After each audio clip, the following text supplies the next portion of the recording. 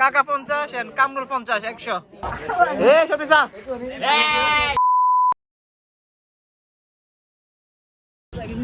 Hello guys, আসসালামু আলাইকুম। আমি Tripura, welcome back to my new video. So গত কিছুদিন আগে আমি শেয়ার করছিলাম যে আমাদের লাস্ট এক্সাম ছিল। আজকে হচ্ছে আমাদের সেই এক্সামের রেজাল্ট আর কি। আজকে হচ্ছে ডিসাইড করবো যে আমরা লেখাপড়া করব নাকি লেখাপড়া আজকে শেষ। যদি আজকে ফেল করি, আপনার 25 সালে এসেছি, সেখানে অ্যাটেন্ড করতে পারবো না, এন্ড লেখাপড়া আজকে শেষ। তো যাওয়া যাক স্কুলে, দেখি ভাগ্যে কি আছে।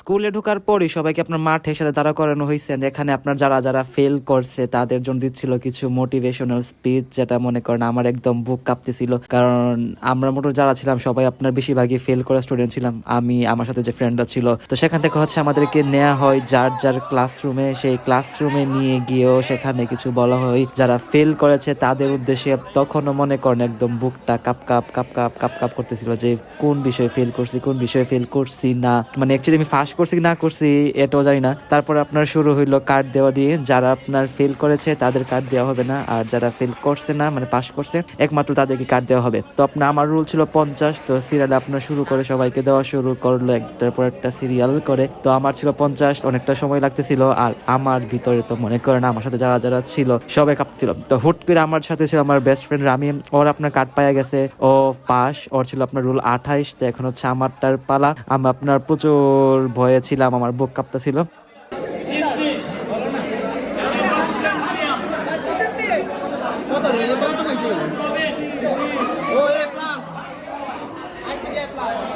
কততম হইছস? কততম?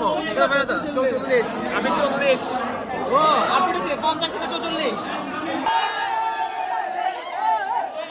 আমরা পাস করেছি, ক্লাসে আনন্দ উল্লাস কর্ম, এটা নর্মাল। আমাদের ক্লাসে অনেকে আপনার ফেল করেছিল, তারা আপনার দুঃখে বসে আসছিল, এটাও নর্মাল। কিন্তু আমার মনে হয় কি তারা আপনার বেশি দুঃখের পাইতেছিল যে ওরা ফেল করছে আমরা পাস করছি, এটার কারণে। যারা ফেল করছে ওদের জায়গায় আমি থাকলে আমিও সেম ভাবে দুঃখ পাইতাম যে আমি ফেল করছি ওরা পাস করছে। তো যাই হোক, আমরা পরীক্ষায় পাস করে আনন্দ উল্লাসের সাথে আমরা আইসা পড়লাম ব্রাউনবাড়ি রেল স্টেশনে। এখান থেকে হচ্ছে আমরা ট্রেনে করে মাগনাতে চলে যাবো ভৈরব বাজারে। সেখানে হচ্ছে আমরা মেঘনা নদীর পাড়ে চিল করবো। চিল স্টেশনে ঢুকে আমাদের সাথে লিওনেল মেসি দেখা হয়ে যায়। লিওনেল মেসি এখানে বসে চিল করছিল। চিল আমরা সবাই মিলে আসছি যে মাগনাতে ভৈরব গিয়ে আসিরা মেঘনা নদীর পাড়ে আমরা চিল করবো। বাট ঢাকায় নাকি আপনার ট্রেনে কি প্রবলেম হয়েছে, যার কারণে আজকে ট্রেন আসবে না। যদিও আসে, প্রচুর লেট হবে। তো যার কারণে আমরা সেখানে দাঁড়াইলাম না। এখন আমরা এখান থেকে বের হয়ে গেছি, যাবো হচ্ছে বাসায়। বাসায় গিয়ে হচ্ছে আমরা বিকালবেলা সবাই মিলে বের হবো কোথাও ঘুরতে যাওয়ার জন্য। তো আমরা যাওয়ার সময় যাচ্ছিলাম হচ্ছে কাজীপাড়া দিয়ে। তো কাজীপাড়া ঈদগাহ মাঠে দেখলাম একটা ফুচকার দোকান। তো ভাবলাম যে সবাই এখান থেকে ফুচকা খাই। তো উনি ঝাল ঝাল করে সুন্দর করে স্পেশাল ভাবে আমাদের সবার জন্য ফুচকা বানালো। দেখতে খুব সেই লাগতেছিল,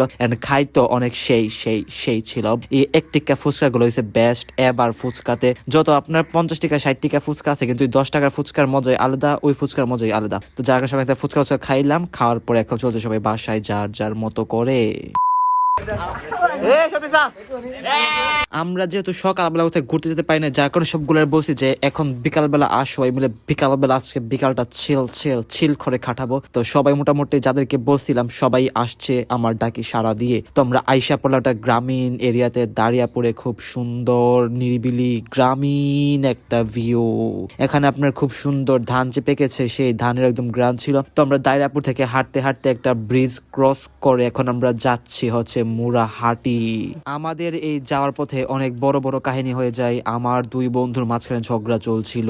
তো এক পর্যায়ে আমার এক বন্ধু আরেক বন্ধুকে ধাক্কা দিয়ে ফেলে দেয়। তো সে রাগ করে উঠে গিয়ে তাকে তার হাতের মোবাইল দিয়ে ঢিল মারে। তখন তার মোবাইলের স্ক্রিন একদম ফেটে গিয়ে ডিসপ্লে একদম ব্ল্যাক কালার হয়ে যায়।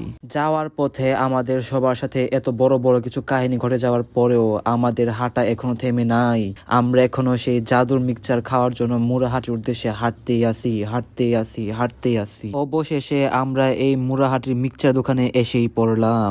এখন হচ্ছে আমাদের মেইন কাজ সবার থেকে টাকা তোলা। তো জনে সবার যার যার পকেট থেকে টাকা বের করতে শুরু করলো। তো এই ফাঁকি দিয়ে আমি 150 টাকা করে 2 প্লেট টোটাল 300 টাকার মিক্সচার অর্ডার দিয়ে দেই, এবং আমাদের মিক্সচার খুব সুন্দর ভাবে রেডি হয়ে এসে পড়ে আমাদের সামনে। তো আমরা সবাই তাকে একদম খেয়ে দিলাম।